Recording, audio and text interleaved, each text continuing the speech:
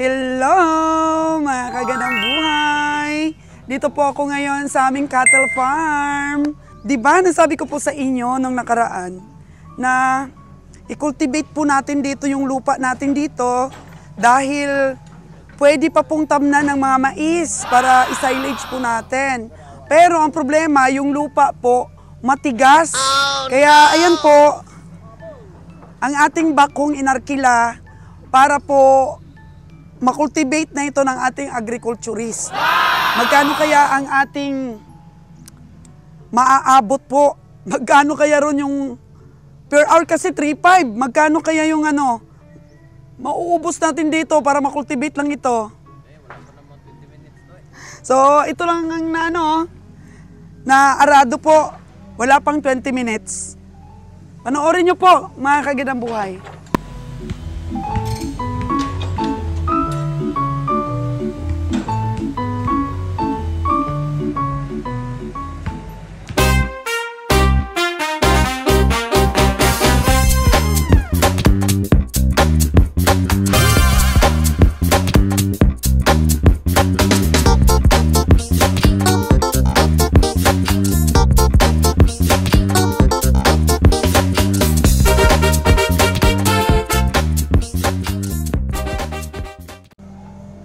Ngayong araw po mga kagandang buhay is papunta na po ako ng Negros para mamili ulit kahit holiday po mga kagandang buhay. Huwebes Santo, Biyernes Santo po. Para lamang po masuplayan natin ang ating taga-Katay pero tinanghali na nga po tayo ng biyahe. Gawa ng meron pa po tayong pinapatrabaho. Ayan po yung bako natin dahil hindi po nilabanan ng mga taga-araro dito. Bumili naman ng arado si agriculturist natin, hindi naman kaya, sobrang tigas. So yung binili niya po na traktor, para lang daw po yun sa pag-cultivate ng mga flat. Ayan. Para sa pagpino lang po ng mga lupa na to na kinalkal.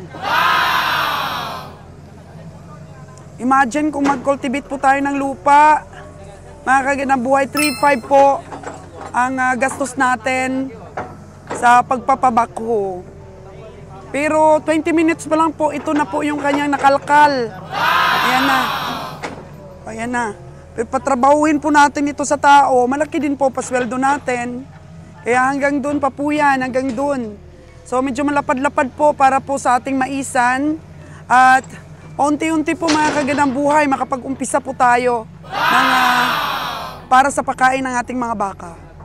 Kaya hopefully po makabili tayo ng talagang angkop po sa pangangailangan nating lupa or meron pong marintahan tayo na medyo affordable price para makapagtanim pa po tayo ng napier at mais.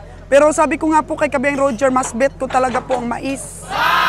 Yung napier po, kahapon nakita ninyo, nag-shredder po kami. Amin pong binigay sa aming mga baka. Yun na po yung mga baka namin, mga native na mga baka. At yung isa naman nga po ay gusto magpakasta pero sabi ko wag nang ipakasta dahil native nga. Patabain na lang at saka po ibenta natin. Palitan ng magagandang lahi. Ika nga po, start right in cattle farming. Sa malalahi na po tayo mag-umpisa mga kagandang buhay. Pero yung mga baka kasi natin dito, nabibili natin sa mga stockyard, nabuntis na. Nasasayangan po tayo mga kagandang buhay. Kaya patatabain po natin ibenta. So yan po yung mga kaganapan sa ating farm po ngayon. Sa ating 5,000 square meter po na lupa dito na naipundar po natin nung during pandemic time. Pag may lupa po kayo, ipabako na lang para makatipid. Kasi si agriculturist natin, tumawag sa teacher niya, binigyan siya ng suggestion na ipabako na lang para po maganda talaga ang tubo ng ating mga mais. So sa 3.5 po isang oras, marami na po siya palang mahukay.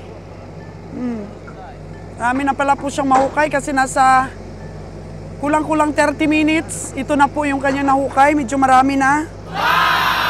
So, kung magkaroon tayo ng mga 5 oras, ayun, mga 5 oras talaga siguro niya ito o mahigit pa. O baka wala. Hindi na yata abutan to ng isang araw. Pag mag 10 hours, 35K, pero wala yatang 10 hours ito. Yan ko lang. Tingnan natin. Basta, sabi ni Ron, gagastos daw kami dito ng mga 50,000. Pero tingnan lang natin, mga kagandang buhay, kung magkano talaga ang abutin natin. So, kahapon, nag-usap-usap kami ni Ron na nasa mga 3,000 daw po ang kanyang square meter, ang kanyang mataniman ng mais. Kasi siyempre may bahay na dyan. Itong mga junk na to sa sakyan ni Kabeng Roger, ilalagay natin yan dun sa may tabi. Tapos dito namang side, mga kagandang buhay, yung Asula Farm ni Ron. Kasi malaki talaga po ang matitipid natin kung magkaroon po tayo ng Asula Farm. Yan po yung ginagawa nila. Dalawa pa lang po yung tangke-tangke, oh. Yan yung master po natin, oh. Ito po yung mga kapitbahay natin na nagtatrabaho dito sa atin. Ayan, pinapalitada na nila. Oh. Merong source of water po doon kahapon na pinakita ko. Pero kailangan pa natin pong magpaalam sa presidente po ng irrigation dito sa aming lugar. Para baka pwede kaming kumuha ng source of water doon. So yan po ang pinapagawa ni Ron. And then hanggang doon pa po yan sa dulo. Hanggang doon pa po yan. Siguro mga nasa 3 pang tangki-tangki doon. Pwede pa, no? Mga 3 pang ganyan-ganyan doon. O, hanggang doon sa dulo. Ayan, mga 3 pa po, mga kagandang buhay ito. Pwede pa. Pwede pa po dito. Kunin lang natin yung ano dito. Siguro maliit lang dito kasi may puno eh. Tapos hanggang doon po sa dating CR, gawan pa po natin yan. Para marami po tayong asula na makukuha para po sa ating mga alaga. So may shredder machine na rin po tayo. At good thing po, ang sarap ng kain ng mga baka natin sa ini-shredder po ng mga pagkain. Kaya unti-unti po tayong natututo dito po sa pagsimula natin ng farm. Ayan po ang ating mga baka. Mga inahin po. Ayan, ang sarap ng kain nila po. Sa ini-shredder po natin na pagkain. Katawan ng saging, napier, tapos po uhot po ng palay. Yan po yung ating hinahalo. Lagyan po ng molasses at saka po feeds at saka asin. Ang sarap po ng kain nila. So, meron kang biniling traktor, 32,500. Hindi kinaya. Kasi yung traktor na binili is for pulverize at flat making lamang po yun. Ganun pala. Kala ko pang hukay. Tingnan mo yung bako, halos nga hindi niya halos mahukay to. Oh. Nahirapan pa ngayong bako eh. Ang lalim pala ng hukay niya, oh. Oo, maganda yan para yung mga nutrients. Oo, yung nitrogen ay ma-fix.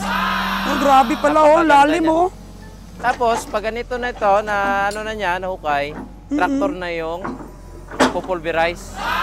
Okay. Oo. Yan pala, Pinga, tingnan ko nga yung traktor mo. Bakit 32.5 ito? Yan, traktor, yan. For pang pulverize lang po at pang ano. Ang liit lang pala nito.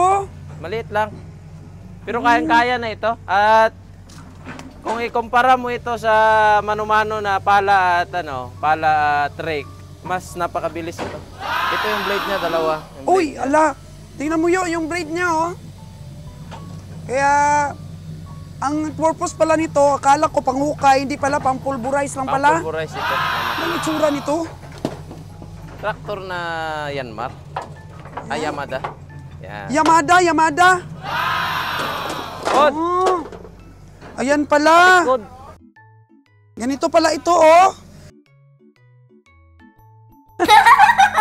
Kaya mo ito, Manager Bio?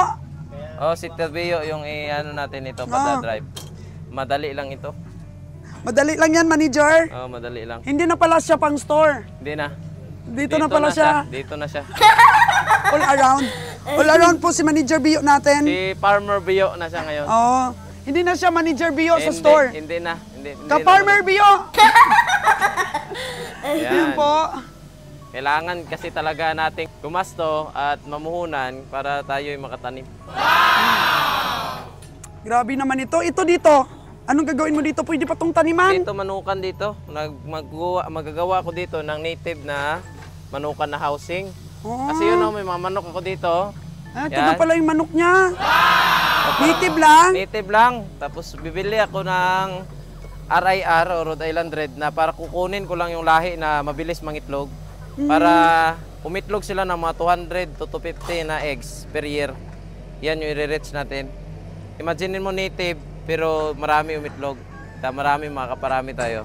Yun yung gagawin ko, mag-genetic modification tayo dito. Wow, nakaka-excite naman itong mga plano mo sa ating farm na to na 5,000 square meter. Oo, ganyan talaga. Pero kulang pa ito, sana mabigyan tayo ng biyaya na makadagdag tayo ng mga lupa dito kahit medyo bundok-bundok. Medyo mababang presyo. Hindi naman tayo bumibili ng lupa na hindi for agriculture. Kasi yung future ng pinagkikitaan is agriculture talaga. Oo. Ayan Ngayon, mga napakahirap kaganabuhay. na magnegosyo. So wala pa itong isang oras. Wala pa, mga 30 minutes. Mga kalating oras pa lang itong na ano niya. Oo. So paano, hilahin mo yung ano na yan, hilahin ninyo yung Dapat nilahin. mga scrap ni Papa mo na sasakyan. Hindi daw niya itutulak kasi mawasak. Sira talaga daw yan. So hilahin talaga. Hilahin talaga. Baka magalit si Papa. Tumawag nga iyon sa akin kagabi. Oo. Sabi niya, bakit ipapabakpo mo? Oh no! Pwede naman yung traktor ng DA. Sabi ko, ayaw nga talagang Ayaw patulan ng traktor ng DA. Ng traktor ng DA kasi napakatigas po nito. Tigas. Napakatigas. Hanggang dito lang? Oo, Hanggang dito, ayun oh. Dito lang, hanggang dito lang siya. Okay na yan. Okay Dapat na. meron naman tayong space na dadaanan pa. Okay. Ito lang naman ang Pero hanggang doon, pwede pa oh. pwede Pag pa ganyan. yan. Hanggang doon.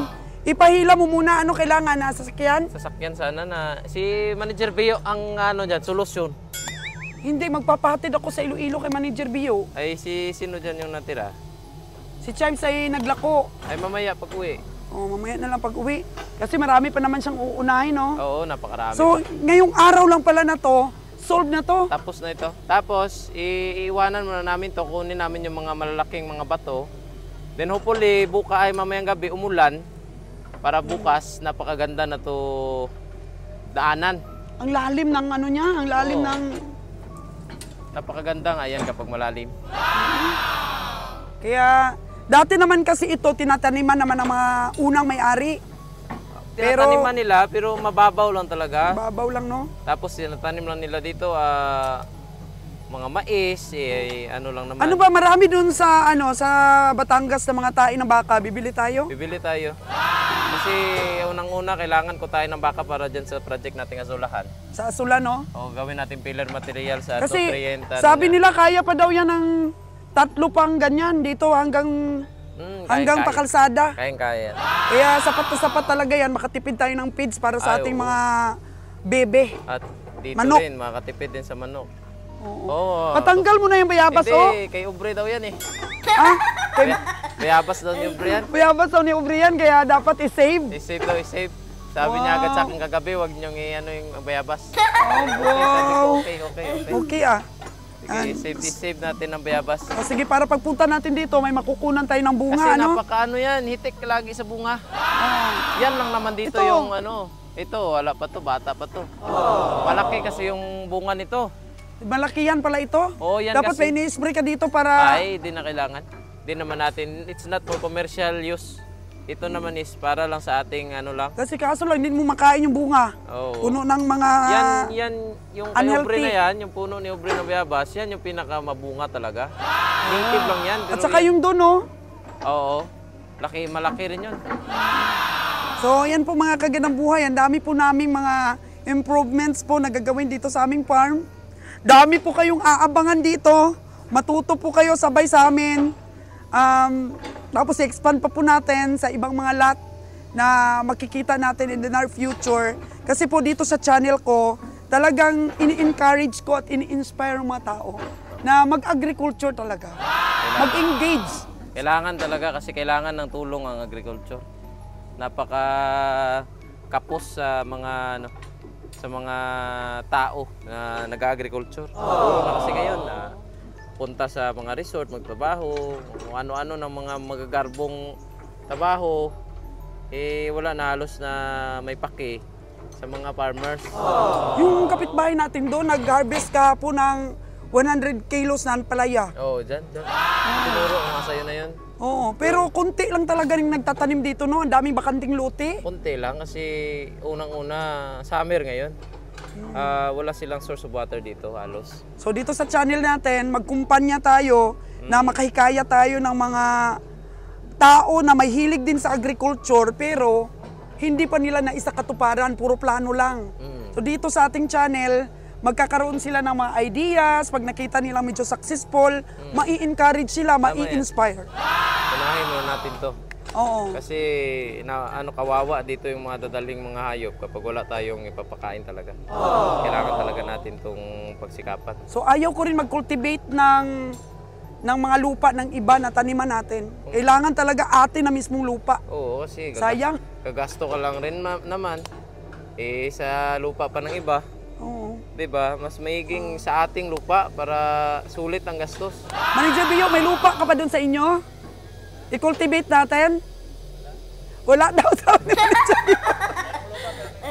Oo, meron lupa pero may bahay. Ito, soon to be po, maging farmers din po ito si Manager Bio natin. Lahat po ng mga empleyado natin dito, i-engage natin, patrabahuhin natin. Dito, i-swap-swap natin sila pagka magkaroon ng interest. Kasi nakikita ko sa mga tao natin, nag-i-enjoy din sila sa farming eh. Enjoy. Napaka-enjoyable ng farming. Yung next-reader nga sila, talagang tuwang-tuwa Bakit sila. next reader sila ngayon? Kahapon. Yung kahapon. Habang nag-i-reader sila, tuwang-tuwa sila. Oo, kasi first time nila makagamit ng mga makinaryang ganyan. Dito kasi sa ating lugar, wala pa halos niyan. Oo, at saka Hindi pa yan gumagamit. hindi pa yan talaga kilala o pinapractice ng tao. Kasi sa kanila, cut and carry lang eh. Ikakat din, ikikerry, papakain, ganun lang. Nakaka-excite po mga kagandang buhay, kaya tutok na po kayo sa ating mga subscriber and other countries, yung mga balikbayan natin. Talagang tumututok sila sa mga agricultural na mga vlogs. Napakaganda, pero yung kapag mag-for-good na sila, meron na silang basihan kung ano yung magandang mga negosyo, mga agricultural ventures na pwede nilang tahakin. Hindi na sila mangangapa sa dilim na wala silang basihan kasi napakahirap po no. Lalo na sa mga OFW natin na may mga lupa silang malalapad, tapos walang produkto. Dapat i-cultivate talaga natin ang lupa, ang ating sariling lupa para na kasi ito for how many years na itong magagamit. Ito lang naman, gagastusan mo lang naman to ngayon. Tapos kapag i-maintain naman yung lupa, hindi ka naman magpapabako next na Ito lang ito. Kaya sa mga ka-OFW namin dyan, sa mga kababayan nating may mga lupa na tiwangwang lang, nako, ano mapapayo mo ron sa kanila?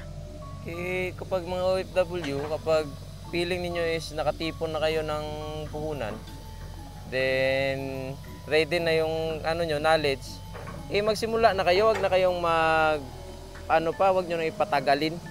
Kasi lumilipas sa panahon, maikli lahat ng buhay natin. Kailangan may sa katuparan agad natin at ma-enjoy natin ang ating mga pamilya. Kung sa malayo tayong lugar, kumikita nga tayo, malungkot naman. Tapos sa mga ka-OFW natin na may maipon na pera, pwede silang magpabili ng mga lupa na mura lang sa mga bukid-bukid. Ang bilis lang nito buhagagin. Parang ang ganda nga, no? Parang nabuhagag na siya, Parang nabuhagag na kaagad siya. Pataanan ng traktor to, pulverize to. Pero palagay ko kailangan ng mga nutrients pang iba. Ganyan bang itsura ng lupa? Mataba yan? Hindi, mataba yan. Loamy. Lang siya, tamang-tama lang yung yung mga yung silt, tama lang rin yung clay, hindi naman siya sticky. Maganda siya buhagagin, Nagiging pulbos. Maganda. Pulbos. Yan yung karakteristik ng magandang lupa. Kapag ganituin mo, hindi siya nagsistick. Pero napupuno na ako ng alikabok, pupunta pa ako sa Negros. Ayoko nang maligo ulit. So ayan lang po mga kagandang buhay ang update namin. At saka pupunta po ako sa Negros dahil kahit po Huwebes Santo, Biyernes Santo, pag nasa negosyo ka po, sayang yung isang linggo na hindi po makabiyahe yung ating truck. Sayang talaga. Kaya kahit paus na si kagandang buhay ninyo, kahit pagod, Kahit sumusuko na minsan, kailangan pa rin pong bumangon ng umaga dahil nakadedicate po ang buhay natin sa ganitong uri ng hanap buhay. Dedicated po tayo sa ating trabaho. Right, anak? Oo, tama. Oh, kahit napupungas-pungas pa tayo, andyan na yung traktor, kailangan mo talagang Bangon na, bangon. bangon.